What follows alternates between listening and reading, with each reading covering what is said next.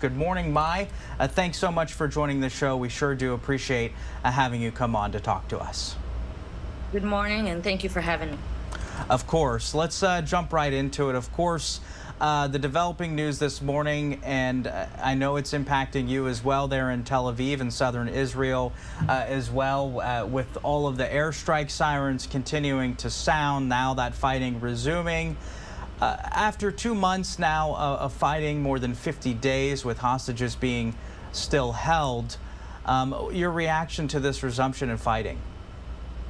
Yeah, well, I can tell you personally that I'm not surprised that the Nazi organization that we call Hamas has violated the terms of the agreement. We knew that, there's no honest meanings when it comes to Hamas after seeing babies being slaughtered and women being raped. And I can tell you one thing. I can tell you that, it's very different for us when we have abductees, men, women, and children. And of course, we are moved and touched and so thrilled to have them back. But it's very different for us when we're doing everything we can to get them back. When we have on the other side men that are calling their parents, telling them that they just slaughtered a Jewish woman or a baby, and they're giving away candies, and they're telling it very proudly, So that's the difference between us and them.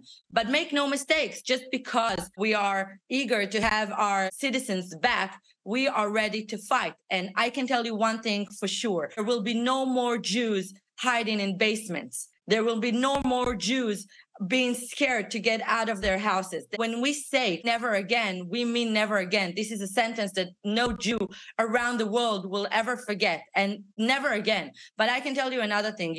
We have a saying in Israel that says, if you saved one soul of the population of Israel, it's as if though you saved the entire world.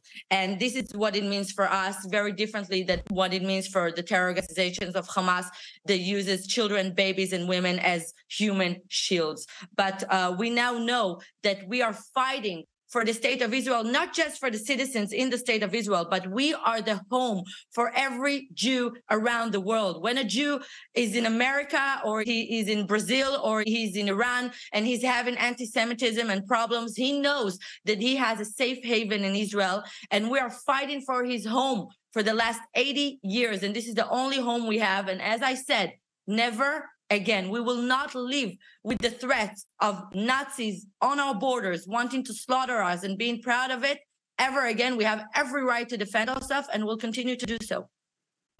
Now, meanwhile, there are still more than 100 hostages that remain in the custody of Hamas. More than 100 hostages over the past 7 days have also been released, which may be good news for the people of Israel and so many other foreign countries that those people had been taken from, more than 30. As this war continues on, again, more than 2 months now, and all those people remaining in Hamas custody, what efforts is the Israeli government doing to make sure perhaps either the ceasefire may continue or some sort of exchange can continue to protect those people who have been taken? So first of all, I have to say that the terminology of ceasefire that is being used around the world is unacceptable for me, and I'm talking on my behalf. This is a break.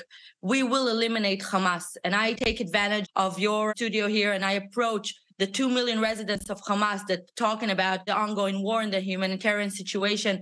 I can tell them Hamas is about 7,000, 8,000 people of your population. If you want this to end, if you want to have peace with Israel, just as though we had with the Emirates and with Jordan and with Egypt, in the 80s, Israel is going to have hummus in Gaza. We can go back to it if the 2 million will tell us where the abductees is, where the Hamas is, and we will stop this horrible regime that dictates them. But apparently, I can tell you, when you see polls, over 75% of the people that make 3 times more than the Gazans people still wants Hamas, which means that it's not about education for them or about healthcare or about even money. It's about ideology that is based on terrorism, hatred, and anti-Semitism. And so we'll continue to fight until we will eliminate Hamas, all of Hamas people, and we'll bring back our abductees. But I want to tell you another thing. And because you talked about the abductees, I've been watching the Red Cross for the last few weeks. And I have to ask you and ask the entire world that gives them billions and billions.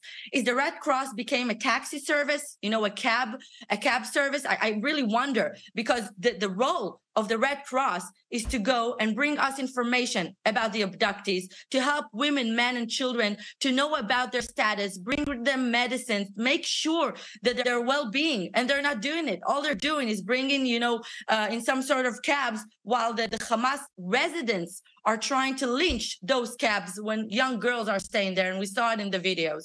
And that's all they do. So I asked the world, a lot of things, the human rights, the UNRWA, which all of them are silent. I asked them, where are they when women are being raped and murdered like that? But that's a different thing.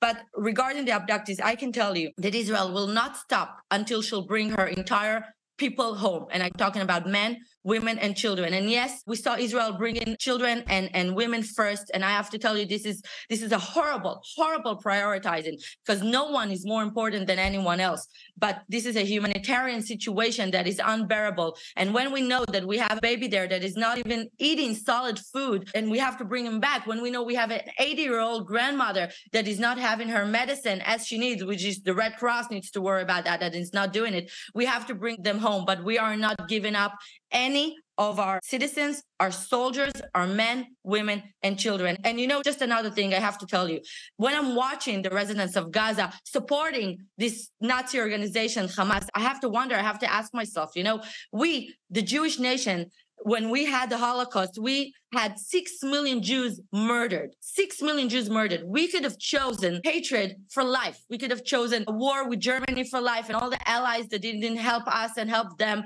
But we chose differently. We chose life. We chose culture. We chose Nobel Prizes. We chose high-tech empowerment in Israel. We chose so many things. And yet, the people of Gaza just don't get over it. They're not getting over it. And they're still choosing hatred, anti-Semitism, and people who depresses them.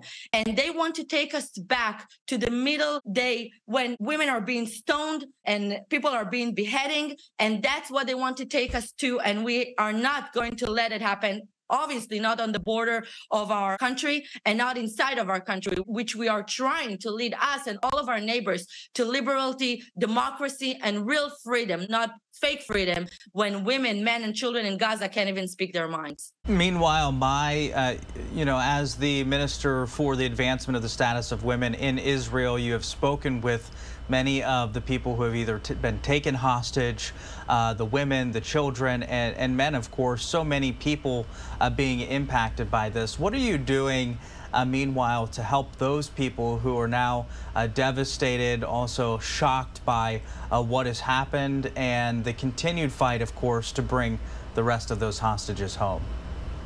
I have to tell you, when I got this position as the Minister for Women's Investment, which you don't have a lot in the world, and the first time that it's been ever in Israel, I have to tell you, I took this part with real excitement towards what I'm going to do with women around the world. And in my wildest imagination, I have never imagined so many women organizations around the world that are fighting for rights of women around the world to stay silent, so silent that it's wounding, that it's hurting me. But you know what? I guess anti-Semitism is much more stronger than feminism. That's just hurting me to the core. And you see those women organizations around the world staying silent while we in our office bringing testimonies of women who were raped, brutally raped, pregnant women, old women, young girls that were brutally raped and were butchered to the core and were sexually assaulted in ways that I can't even say in front of your viewers. And staying silent in this way, I've turned by emails, by videos, by phones to each and every one of them, not just them, to the human rights organizations of the world as well, to the international organization. Silence, complete silence. And this is the biggest hypocrisy of the world. And we're talking about the Me Too era where you don't let any woman around the world anymore get hurt. And you see Israeli and Jewish women getting so brutally hurt and humiliated and raped and assaulted, and you don't even condemn it.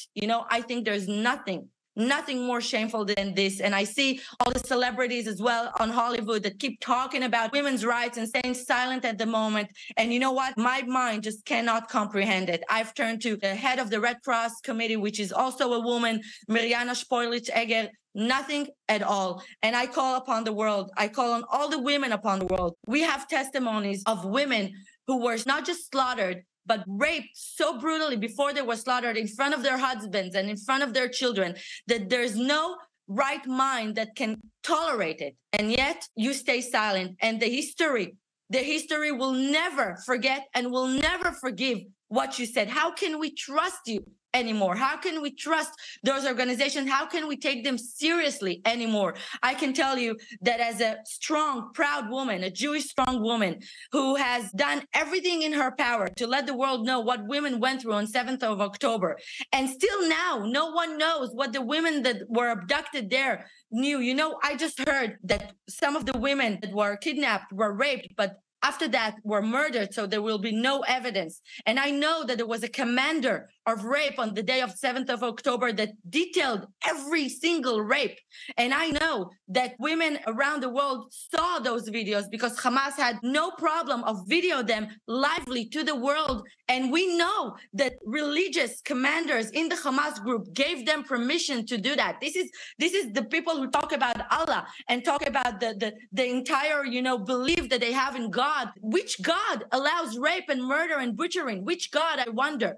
And yet you see protests, pro-Palestinians, completely blind to what really happened here. I tell you, we are taking an oath here in Israel to keep reminding the world of its hypocrisy, and we will continue to tell the stories as my office doing with testimonies of women that saw other women and men that saw other women after they were raped and murdered. And we will not stay silent when we see that the world is trying to ignore the atrocities that happened here to women. We will not. And I, for one, can tell you that I will never take seriously any organization of women's rights around the world or human rights or the International Court, because it is shameful to the court that they consider to sign the Geneva Convention and the Rome Convention, but they themselves don't hold themselves to any human criteria whatsoever. The situation, of course, and the treatment of people by Hamas terrorists has absolutely been abhorrent. Of course, the stories that I've heard